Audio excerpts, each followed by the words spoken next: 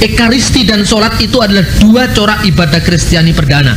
Babat Gereja Purba sebagaimana dikisahkan dalam Kisah Para Rasul pasal 2 ayat 24 mencatat sejak semula orang-orang Kristen mula-mula itu bertekun dalam pengajaran para rasul dan persekutuan, mereka selalu memecahkan roti dan melaksanakan doa-doa. Ini saya terjemahkan. Di sini dicatat kedua corak ibadah kuno, yakni ibadah sakramen, memecahkan roti, dan ibadah non sakramen, yaitu doa, atau dalam bahasa Arabnya sholat. Dua corak ibadah ini sebenarnya merupakan kesinambungan, lebih tepat penggenapan dari kedua corak ibadah Yahudi. Orang Yahudi itu mengenal dua namanya mahsor dan sidur. Mahsor itu adalah ibadah korban yang dilaksanakan hanya di Yerusalem. Mari kita buka Keluaran pasal 23 ayat 14. Keluaran 23 ayat 14. Saya membaca di sana, 3 kali dalam setahun hendaklah kamu mengadakan perayaan bagiku. Kalau saudara baca terjemahan bahasa Indonesia kan nggak kelihatan. Perayaan itu saudara-saudara bahasa aslinya hak. Nah, kata hak itu yang menjadi bahasa Arab haji. Seperti kata Gabriel menjadi Jibril, algebra menjadi aljabar, maka hak menjadi haji dalam Islam. Saya mau katakan bahwa terjemahan Alkitab bahasa Arab mengenal istilah haji, karena kata haji itu berasal dari kata haks. Setelah dibangunnya hekal Salomo, bait Allah Soleman, hak ini dipusatkan di kota suci Yerusalem. Dalam bahasa Ibrani, kata yang dipakai untuk perjalanan ke Yerusalem adalah aliyah, naik, go up to Jerusalem, naik ke Yerusalem. Ini bisa saudara bandingkan naik haji ke Mekah. Jadi orang pergi ke Yerusalem itu, kalau orang Yahudi itu namanya aliyah, le'aret hakodes. Le'aret hakodes itu aliyah kepada menuju ke tanah suci, atau aliyah le Yerusalem, naik ke Yerusalem. Saudara-saudara, kalau saudara melihat dalam bahasa Indonesia memang tidak tampak, tapi saudara bisa melihat sekurang-kurangnya dalam beberapa terjemahan bahasa Inggris. Bahasa Indonesia pergi Malang, pergi ke Surabaya, itu ya pergi ke Surabaya. Kalau dalam bahasa Inggris kan itu disebut sebagai go down to Surabaya, karena Surabaya lebih rendah daripada Malang. Tapi kalau dari Surabaya, ya saya telah pergi ke Surabaya, from Surabaya went up to Malang, naik ke Malang. Nah, dalam bahasa Ibrani juga susunannya seperti itu. Dalam bahasa Indonesia kurang lazim. Dari Malang tadi saya turun ke Surabaya, kurang lazim. Yang ada adalah pergi ke Surabaya atau bepergian ke Surabaya. Nah, dalam Alkitab pergi ke Yerusalem itu adalah aliyah ke Yerusalem. Itu Zabur atau Mazmur 124. Ke suku-suku Israel naik ke Yerusalem, yaitu suku-suku bangsa milik Tuhan. Dalam bahasa aslinya Sesham alu sefatim sefatia. Sesham alu itu aliyah, naik. Allah itu naik. Sesham alu sebatim sebatia, suku-suku Yahweh. Menarik lagi, Alkitab bahasa Arab menerjemahkan kata ini, kesanalah suku-suku naik untuk berhaji, yaitu suku-suku Bani Israel. Ini terjemahan bahasa Arab. Ilahunaka, kesanalah. Tas'aldu itu naik ilal hajj, untuk berhaji. Al-asbatu Bani Israel, yaitu suku-suku Bani Israel. Juga dalam bahasa Ibrani, orang-orang yang pergi ke Yerusalem mengadakan hak, itu disebut ma'alot, orang-orang yang naik haji. Itu dalam bahasa Ibrani. Nah, nyanyian untuk merayakan haji ke Yerusalem itu namanya Shirha Ma'alot, nyanyian orang-orang yang naik haji. Di dalam bahasa Arabnya, Alkitab terjemahan bahasa Arab, Nasidul Hujjaj. Nasid itu syair, Hujjaj itu orang-orang yang berhaji. Jadi Alkitab bahasa Arab ini jelas sekali, karena mirip sekali antara bahasa Arab dengan bahasa Ibrani. Tapi kalau Inggris tidak mirip, karena bahasa Inggris itu kan kalau naik itu tidak ada itu ya. Yang penting ya pilgriming, ziarah itu. Dalam bahasa Inggris pilgriming ke Yerusalem. Nah, hak ini ada 3, yaitu hak Hapesa, haji Paskah. Hak Hasukot, haji pondok daun. Hak Hasavuot, haji Pentakosta. 3 perayaan haji ke Yerusalem yang namanya Paskah, pondok daun, Pentakosta. Paskah itu, dan ketika itu Tuhan memberikan pertanda kepada Israel, kalau kau ingin selamat, bikin darah perjanjian, yaitu darah domba korban itu kamu cipratkan di pintu. Ketika malaikat maut mau mencabut nyawa anak-anak sulung Mesir, ketika dia melihat rumah orang Israel ada cipratan darah di pintu, darah tebusan, ketika itu malaikat tidak lagi mencabut nyawa ini dan dia lewat dari rumah-rumah Israel yang ada darah penebusannya. Maka hak Hapesah, haji Paskah. Nah, secara Kristiani Paskah ini sudah digenapi. Bukan lagi manusia dijajah di Mesir, bukan lagi manusia diperbudak Fir'aun, tetapi manusia diperbudak oleh iblis alaihi laknat. Iblis atas dia laknat Allah itu, dan melalui bukan lagi darah korban kambing, domba, tapi darah penebusan Kristus satu kali untuk selama-lamanya. Itulah Paskah Kristen. Karena dari sudut pandang inilah, maka bagi orang Kristen haji ke Yerusalem itu tidak wajib lagi. Jadi itu dulunya ada haji perjanjian lama, sekarang tidak wajib lagi karena sudah digenapi dalam Kristus. Yang namanya Paskah Yahudi sekarang ini menjadi Paskah Kristen, yaitu perjamuan kudus. Karena itu dalam upacara perjamuan kudus dalam gereja ortodoks itu nanti ritusnya itu mirip hajinya orang Islam. Ada mengelilingi mezbah, itu kan dari Mazmur. Nah, kalau saudara merayakan perjamuan kudus di gereja Protestan, sudah tidak tampak lagi bentuknya kayak dulu kayak apa. Tapi tidak salah, wong itu pemraktisan. Orang Barat tuh sulit berdoa dengan sujud. Ya tidak usah sujud. Mari kita sujud menyembah Tuhan, tangannya begini sambil berdiri. Tapi lo ke gereja ortodoks, mari kita sujud ya sujud beneran.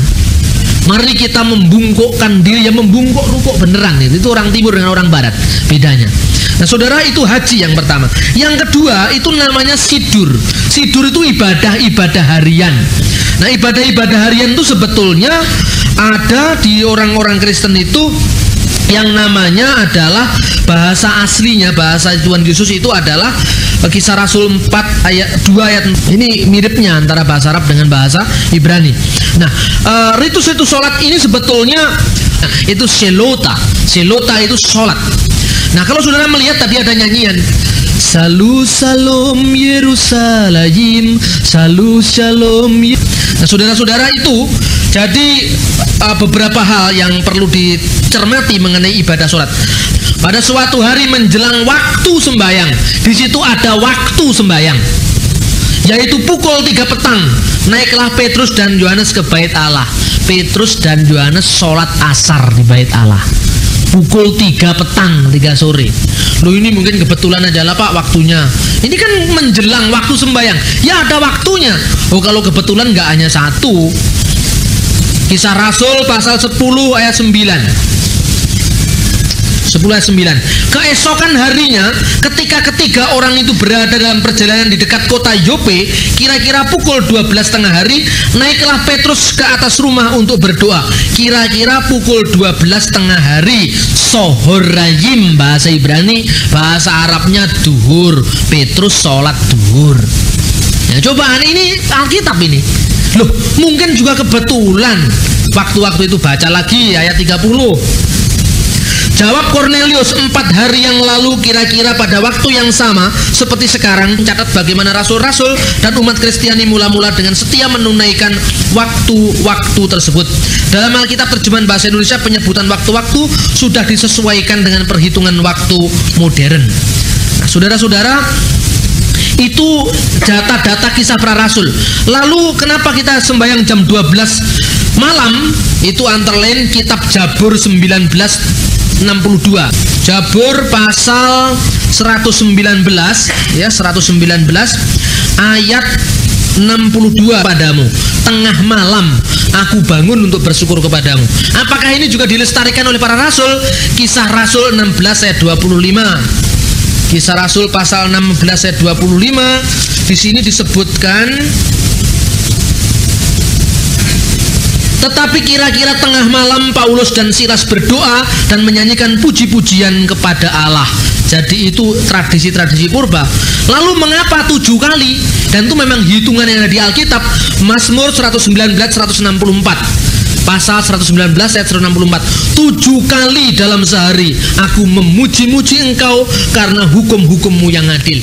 Inilah latar belakangnya sholat dalam gereja kuno. Dan ini bukan hanya gereja ortodoks Syria, gereja ortodoks Koptik di Mesir, gereja Armenian di Armenia, gereja ortodoks Rusia di Rusia, gereja ortodoks Martoma di India, semua mengenal sholat ini. Hanya kalau umat sibuk, kalau tidak bisa 7 silahkan 3, kalau tidak bisa 3 silahkan 2. Jadi ini suatu anjuran yang bisa disesuaikan dengan kita. Tapi kenapa jam-jamnya dipelihara? Untuk mengenang peristiwa Kristus itu. Karena bagi orang timur itu pangiling-iling itu perlu, saudara-saudara. Kalau orang barat nggak pernah mengenal pangiling-iling kecuali ulang tahun. Kalau orang Jawa itu pangiling-iling kan juga ada. Demikian juga agama Timur Tengah itu juga seperti itu, di mana Kristus itu muncul. Tapi pangiling-ilingnya bukan seperti pangiling-iling model kita. Pangiling-ilingnya itu memiliki makna teologis, karya keselamatan Allah itu tadi. Nah, kita mengenal inilah data-data Alkitab. Lalu bagaimana data-data sejarah gereja purba? Tahun 95 Masehi. 95 Masehi ini bukan sumber Alkitab, tapi sumber non Alkitab yang sejaman dengan Alkitab. Tulisan yang namanya Didache ton Apostolon itu menuliskan bahwa 3 kali sehari dalam doa-doamu ucapkanlah doa Bapa kami seperti yang diajarkan oleh Tuhan. Itu tahun 95. Berarti penulisan data sejarah purba ini sejaman dengan penulisan Injil Yohanes yang ditulis oleh Rasul Yohanes di masa usianya yang lanjut di Pulau Patmos. Jadi ada kesinambungan. Saya lebih percaya dengan tulisan-tulisan sejaman dengan Alkitab daripada misalnya wahyu yang baru diterima oleh orang Amerika. Karena kaitan sejarahnya sudah tidak ada lagi. Lalu yang kedua, surat yang ditulis oleh seorang yang namanya Clement. Dan Clement itu adalah disebut oleh Paulus dalam Filipi pasal 4 ayat 2. Dalam suratnya pada orang-orang Roma tahun 90 Masehi, mengatakan kami selalu melaksanakan doa-doa itu seperti yang diperintahkan Tuhan kepada kami pada waktu-waktu tertentu. Kita juga membaca karya-karya kuno lain yang ditulis oleh seorang bernama Clement dari Alexandria tahun 150 yang mengatakan bukan pada hari-hari tertentu kami menyembah Allah, tetapi setiap hari kami rutin dengan waktu-waktu tertentu. Basilius Agung, Mar Basilius Al-Kabir, menulis, sesungguhnya kita boleh bersyukur kepada Allah setiap waktu, tapi tidak boleh melalaikan waktu-waktu doa yang telah ditetapkan rasul-rasul di Yerusalem. Hampir semua bapak gereja menulis pentingnya ibadah harian ini. Mar Yahya Dhahabi Al-Fam, Yohanes Chrysostomos dari Syria menulis itu tahun abad ketiga Masehi, dan Santo Agustinus tahun 340 Masehi di Roma. Jadi seluruh gereja purba mengenal yang namanya sholat. Nah, kapan sholat itu mulai hilang? Kita bisa lihat itu sebetulnya pada masa gereja Roma Katolik. Gereja Katolik itu masih mengenal yang namanya sholat itu. Misalnya sholat subuh itu namanya laudes. Sholat jam 9 itu namanya hora tertia, jam ketiga. Sholat jam 12 siang itu namanya hora sekta. Sholat jam ke-9 atau sholat asar itu namanya hora nona. Nona itu 9. Vesper itu senja, Vigil itu malam, dan Completorium itu sholat penutup. Ini di gereja Katolik. Dan kapan perubahan-perubahan ini terjadi? Menurut gereja Katolik, demi memenuhi hidup modern yang terus-menerus berubah, maka atas kuasa Paus bisa dilakukan penyesuaian-penyesuaian yang terjadi, antara lain Pius kelima, Sixtus kelima abad ke-16, Clement ke-8, Urbanus ke-8, dan Clement ke-11, yang akhirnya tinggal 2 waktu yang ditekankan, yaitu Laudes dan Vesper. Luther ketika dia mengadakan reformasi terhadap gereja Katolik, waktu itu gereja Katolik mengenal 2 sholat. Karena itu Luther masih melakukan sholat 2 kali sehari, yaitu sholat subuh dan sholat senja. Jadi kalau saudara baca Luther itu dalam bahasa Inggris ya The Small Catechism, kalau dalam terjemahan HKBP bagian sholat ini sudah dihilangkan. karena HKBP itu sudah terpengaruh dengan aliran Calvinis, di mana sholat tidak dipentingkan lagi. Nah, inilah saudara-saudara pentingnya waktu-waktu itu, dan sudah saya katakan mengenai jam-jam sholat itu bersifat kristosentris. Pertama, kita ikuti mengapa kita sholat jam pertama, yaitu sholat saatul awal, sholat subuh. Di Syria namanya sholat subuh, atau di Mesir namanya sholat bukor, sholat bangun tidur. Sebelum kedatangan Al-Masih, umat Allah menyebut ibadah ini dengan bahasa Ibrani Sakharit. Sholat subuh ini diungkapkan indah oleh Mar Basilius yang mengatakan supaya gerakan pertama hati kita dan budi kita disucikan oleh Allah, janganlah kita menerima suatu tugas apapun sebelum kita disegarkan pemikiran tentang Allah dalam doa, seperti tertulis dalam Mazmur 77 ayat 4, apabila aku teringat kepada Allah, aku disegarkan. Lalu sholat subuh ini menurut Bapak Gereja yang hidup pada abad kedua, tahun 258 abad ketiga, Mar Caprianus As-Syuhada, dia mengatakan kita berdoa pagi hari untuk merayakan kebangkitan Kristus dengan sholat pagi. Lalu sholat jam ketiga itu di dalam konstitusi rasuli yang berasal di abad ketiga dikatakan karena pada jam ini, pada waktu itu Kristus menerima hukuman penyaliban dari Pilatus, Markus 15 ayat 25. Kenapa juga kita sholat jam 9 pagi? Karena pada saat inilah Roh Kudus turun pada hari Pentakosta, Kisah Rasul 2 ayat 15. Sholat jam ke-6, sholat siang yang namanya sholat duhur atau sohorayim bahasa Ibrani. Bahasa sholat duhur ini menurut Mazmur 55 ayat 18 dan menurut Kisah Rasul 10 ayat 9, yaitu untuk memperingati di mana pada jam 12 siang itu Kristus dinaikkan ke tiang salib. Kemudian sholat asyar jam 4 atau jam 3 sore itu untuk memperingati karena pada jam ke-9 yaitu jam 3 petang seluruh dunia berguncang ketika Al-Masih disalibkan. Dan pada saat Al-Masih menyerahkan nyawanya kepada Bapaknya, Markus pasal 15 ayat 37. Sholat maghrib atau sholat gurub atau ma'arif bahasa Ibrani dirayakan karena sholat ini untuk memperingati di mana tubuh Kristus dibaringkan dalam kubur. Nazala tajasad Sayyidul Masih min ala salib wa takafiniyat wa wadha. Pada waktu ini demikian Caprianus dari abad ketiga, kita memohon doa agar cahaya terbit bagi kita. Kita berdoa untuk kedatangan Al-Masih kedua kalinya yang menganugerahkan rahmat cahaya kekal. Sholat naum yaitu sholat saat berangkat tidur di Islam sejajar dengan sholat isya. Dalam Hippolytus Kanon 41 dari abad kedua Masehi dianjurkan berdoalah sebelum engkau membaringkan tubuhmu di tempat tidur, untuk mengingat berbaringnya junjungan kita Al-Masih dalam kubur. Sholat tengah malam di dalam bahasa Syria disebut sebagai Shelota Sahra, sholat berjaga. Dalam bahasa Arab disebut sholat lail atau sholat malam, atau sholat satar, sholat penutup. Orang-orang Arab Kristen Mesir menyebut sholat saat hajib dulmat, sholat berjaga pada waktu malam hari. Berdasarkan Wahyu pasal 16 ayat 15, lihatlah aku datang seperti pencuri, berbahagialah ia yang berjaga-jaga. Maka rasul-rasul pun biasa berdoa di tengah malam. Kisah Rasul pasal 16 ayat 25.